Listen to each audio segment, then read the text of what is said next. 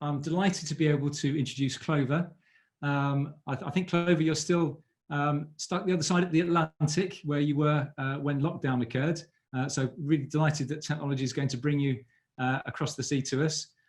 You're a climate activist, a climate anxiety researcher, and founder of Force of Nature, a launchpad for young people to realize their potential by taking on the planet's messiest problems.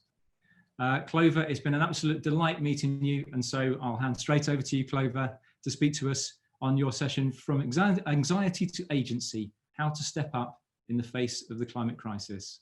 Over to Clover. Thank you, Graham. Can you guys see me? I can hear you, Clover. Okay. You might just have to admire this lovely photo from Gap in that case. Thank you so much for having me and for that brilliant introduction. I wish I got that introduction wherever I went, Graham. So yeah, as mentioned, I'm a 20-year-old climate activist, have been since I was about 11, and I research eco-anxiety. So I research what keeps us from stepping up in the face of the climate crisis, and really this junction of mental health and climate. And last year started an organization called Force of Nature, and we've been working with young people across the UK, now internationally, to step up and take action in the face of our planet's messiest problems. So I've been in this space for a little while now. I grew up in tropical North Queensland, fishing frogs out of a toilet bowl and dodging snakes that hung from the ceiling, until I started watching documentaries like An Inconvenient Truth and The Cove. And I was so overcome with despair at what we were doing to our planet, and rage and real kind of heartbreak, the kind of heartbreak we witness in many young people today in regard to the climate and ecological emergency. And so when I was 13, I coerced my parents into leaving Australia so that I could move to Indonesia and go to a place that some of you might have come across called the Green School, which is wall-lit bamboo classrooms in the middle of the jungle. And there I was right at home, but it was also my launch pad into the world. So from there, I started lobbying with the United Nations. I started working with business folk. And at 16 came my real kind of aha moment. I was mid-conversation with a policymaker at COP21 in Paris, the Paris Climate Agreement. And I was so overwhelmed by the bureaucracy of the process and how seemingly there was so little kind of action or real awakening to the urgency of the problem, that I was crippled with this kind of overwhelm and just really powerless in a way that I'd never experienced as a young activist. And what I was experiencing, I would later learn to be called something, ecophobia. Now, since that moment, I've witnessed this ecophobia in almost all of the spaces I've occupied, in classrooms, around boardrooms of some of the world's most influential companies. And this ecophobia relates to the feeling of powerlessness in the face of environmental catastrophe. Now, I think we've all at some point kind of touched on this feeling too small to make a difference, feeling helpless in the face of such an enormous challenge. And with this moment, I realized that the greatest threat we faced wasn't in fact the climate crisis, but it was that feeling of powerlessness in the face of it. And I realized that, we might have all of the solutions for climate crisis. Indeed, we do have all of the solutions, but we wouldn't be able to take on this crisis without people feeling empowered to. We don't lack the money, resources, or technology, but the uncompromising resolve and tenacity. So I became obsessed with how to mobilize mindsets. And from this, Force of Nature was born.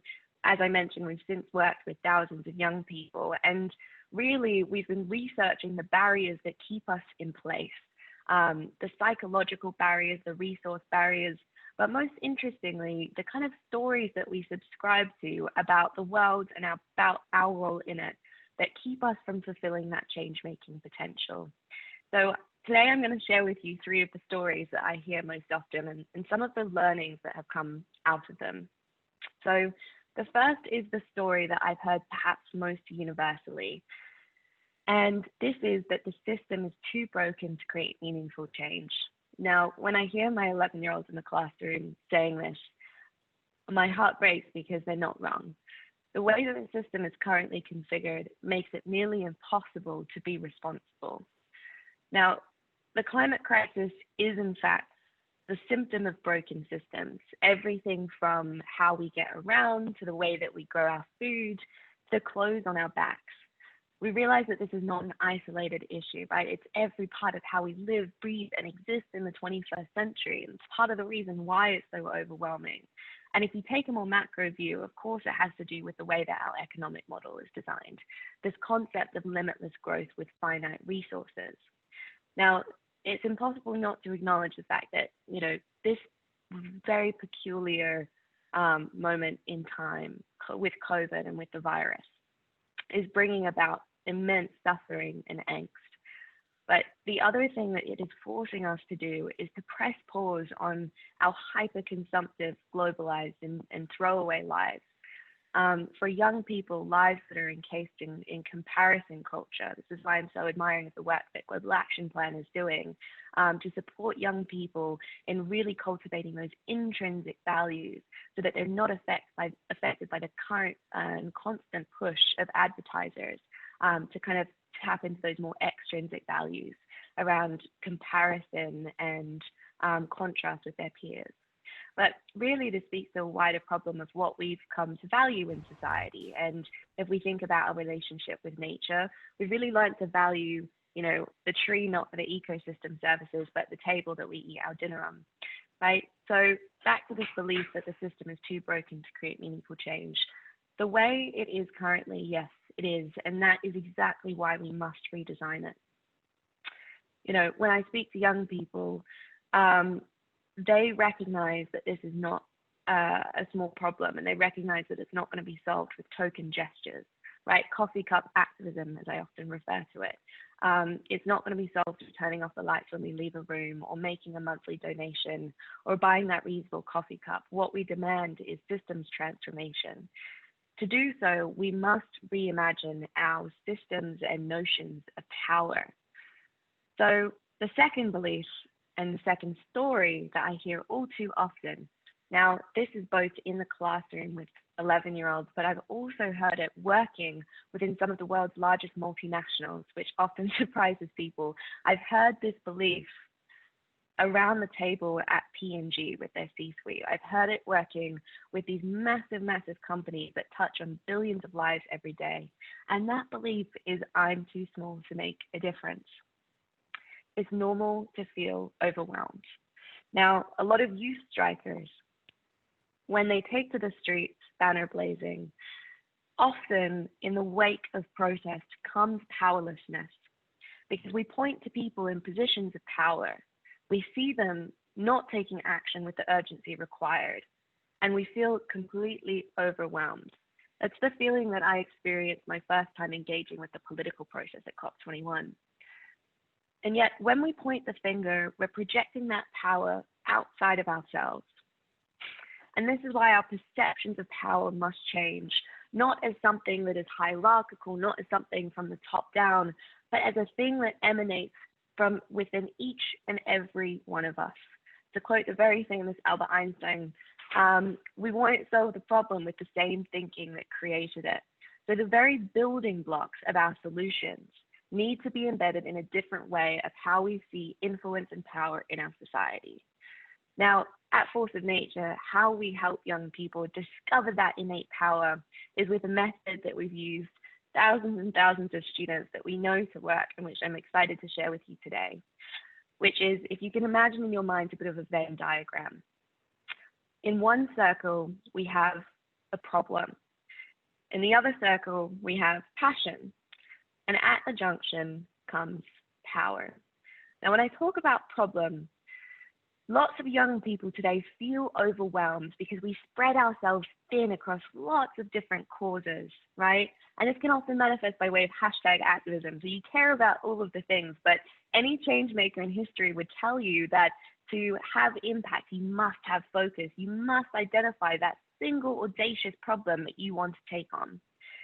you also need to show up to solve that problem with your unique skills and talents and passions. And only at that kind of sweet spot, that junction in between, are you going to be able to unearth that innate power, that potential to change the world. That is your play pit. Now, the final story that I hear all too often is, I don't know where to start. Now, there is a sort of myth, I would say, in the world of climate change, in the world of sustainability. And it's a myth that we all subscribe to, which is that, we're in this mess because people are bad. We're in this mess because people are inherently selfish and greedy. And of course, I would not want to minimize the concerted effort that has been made to pull the veil over our eyes and to keep people in the dark around climate, because that is very true. We've known about climate for decades, and there are people in power whose interest it has been to keep us numb to the problem. Yet for the vast majority of us, this is not the case. For the vast majority of us, we want to make a difference. We just have no idea how or where to start. And back to this idea of tokenism, right? The very mode of activism that we're promoted to take part in is one of kind of band-aid solutions on what we know is a really gaping wound. And this can be very disempowering because the scale of our actions as an individual do not match up to the enormity of the problem. And so we kind of tire ourselves by spreading ourselves thin across lots of different problems. And that is why we must hone in. Now, we talked about climate being the symptom of broken systems. The silver lining of how royally we've messed up the planet is how many number of ways there are to help it. So if fashion is your passion, how do we change the fact that a third of the world's food how do we change the fact that a third of the world's microplastics come from the textile industry? Or if you're motivated by your gut, how do we change the fact that a third of the world's food is wasted every day? If I say to my students who are talented musicians, how do we communicate the urgency and opportunity of a threat like climate crisis to over 7 billion people? And of course, if you're an educator, how do we design a system where students are not asked to pursue careers they have no love for or to tick certain boxes, but to solve the challenges that they care for most deeply? We must identify our problem and solve it by reimagining a future in which this problem has been solved, bridging between that better, brighter tomorrow and where we stand today. And often that can seem like trying to jump the Grand Canyon, but it really only does start with that single step. Clover, now, you are much inspiration. Clover, what was that, sorry? Yeah, you're such an inspiration to me personally, but I'm sure to the people listening, they'll agree that your words are incredibly inspirational. What did you talk about? Coffee cup activism, was your phrase, was it? Yes, that was exactly it. Yeah. And I think there was a little bit of a reaction last year in the Cumbria Youth Climate Summit, where the response was very much, in one case, what you just described. So I think we're hopefully moving on from that, and there'll be an opportunity for our listeners to pose questions and maybe ask you a few questions at the end. But I'm sorry I had to cut in because we now. No, you're all good. Okay, thank you, Clover.